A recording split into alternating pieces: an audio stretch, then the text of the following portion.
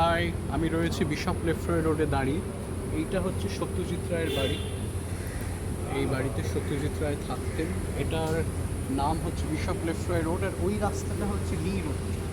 এটা একেবারে মানে সাহেব পাড়া যাকে। বন্ধুগণ, আমি আপনাদের এখন দেখাতে চলেছি বিশপ লেফ্রয় রোড, যেখানে সত্যজিৎ রায় থাকতেন।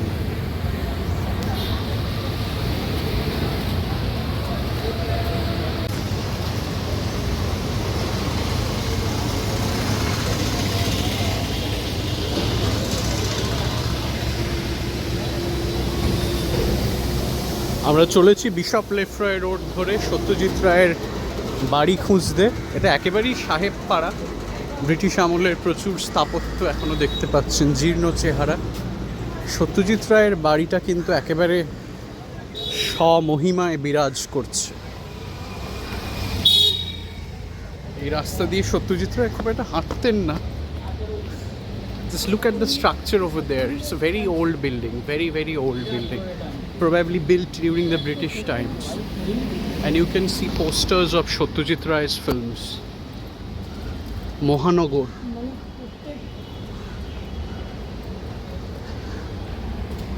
Ghore Baire on that side. I wonder whether people still live here or not.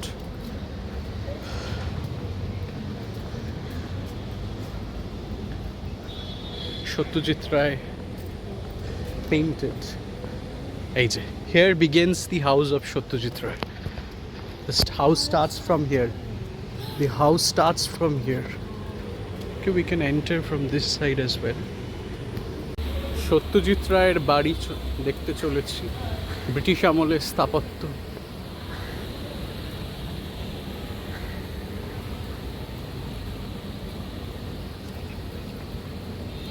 এটা বিশপ লেফ্রয় রোড, কলকাতার বিশপ লেফ্রয় রোড ধরে হাঁটছি।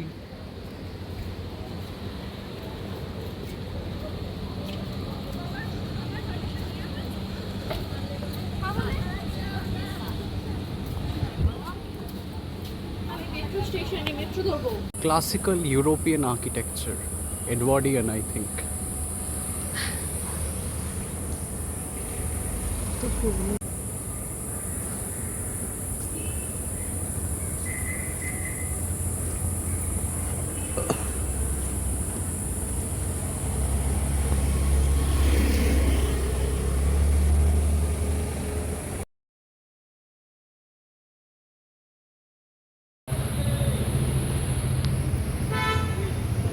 সত্যজিৎ রায়ের বাড়িটা আপনারা দেখতে পাচ্ছেন, বিশাল বড়।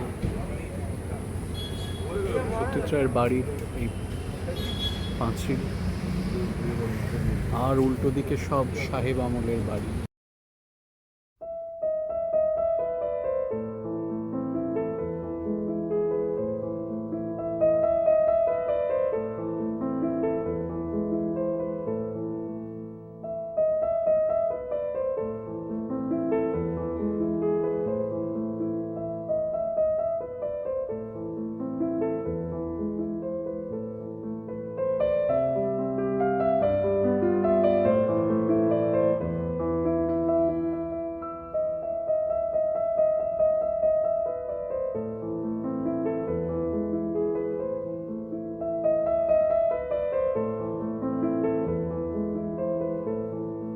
হাই, আমি রয়েছি বিশপ লেফ্রয় রোডে দাঁড়িয়ে।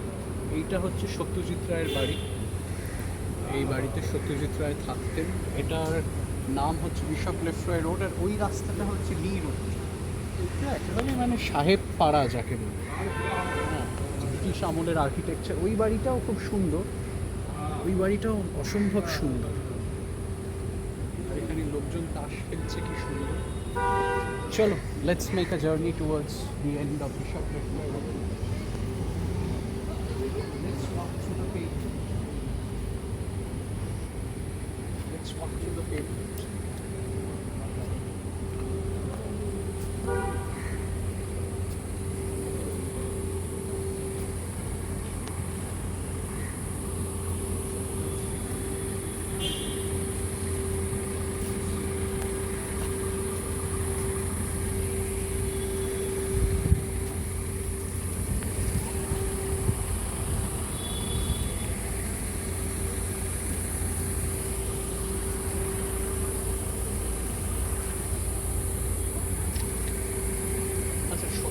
রায় কিন্তু এর আগে থাকতেন লেক টেম্পল রোডে, ঠিক আছে। এই পাড়ায় চলে আসেন প্রতিদ্বন্দ্বী ছবির সময় 1970 সালে, এবং 1970 থেকে 1992 দীর্ঘ 22 বছর সত্যজিৎ রায় এই পাড়াতেই ছিল।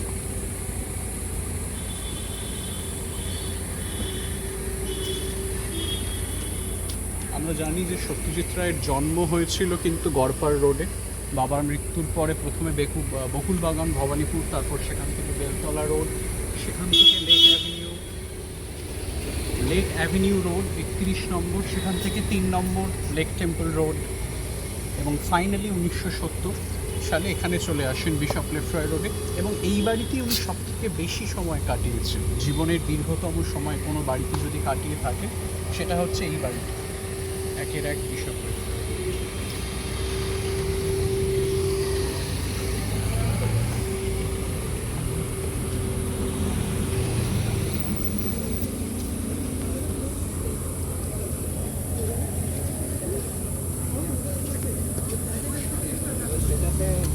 সেটা তো হচ্ছে আমার কলটা খাইছে এই কোম্পানি করে দিল পুরো 3.5 ডিসকাউন্ট করে দিল। আচ্ছা দেখো, আগে বামনের বাড়িরই একটা বৈশিষ্ট্য হচ্ছে বাইরে কিন্তু সার্ভেন্টস কোয়ার্টার আছে। হ্যাঁ, সার্ভেন্টস কোয়ার্টার, শফার থাকতো, কুক থাকতো, হেল্প থাকতো। ফ্ল্যাট না কোনো একজন ইন্ডিভিজুয়ালের বাড়ি, সেটা যদি কেউ জানা থাকে কারো, এটা কোনো একজন একক ব্যক্তির নাকি না সেই সময়ের কথা বলছি, এখন কি অবস্থা আই ডোন্ট নো। এই bishop Lefroy road. Satyajit Ray খুব একটা এই রাস্তা দিয়ে হাঁটতেন বলে আমার মনে হয় না, কারণ লোকজন ওকে জ্বালাতন করতো ভীষণ।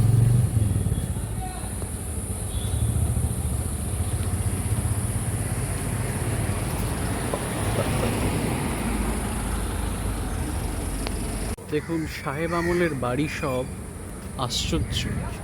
এই বাড়িটা কিন্তু 1921 সালে তৈরি, অর্থাৎ যে বছর সত্যজিৎ রায়ের জন্ম। একেবারে সাহেব আমলে সাহেবদেরই তৈরি করা এই ফ্ল্যাট। স্থাপত্য দেখে বুঝতে পারছেন ব্রিটিশ আর্কিটেকচার, এডওয়ার্ডিয়ান। আমি ভুল হতে পারি, correct me in the comment section. এটাও সাহেব আমলে।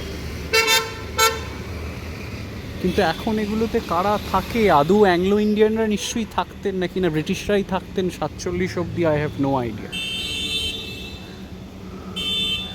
অদ্ভুত, কলকাতার মানুষদের কোনো ইতিহাস বোধ, চেতনা কোনো কিছুই নেই, না হলে নিজের শহরটার এই দশা হতো না। ওইদিকে সত্যজিৎ রায়ের বাড়ি আমরা ছেড়ে এসেছি, এদিকে বেরোচ্ছি, এক সাইডের দিকে যাব। সাহেব আমলের আরও দুটো বাড়ি।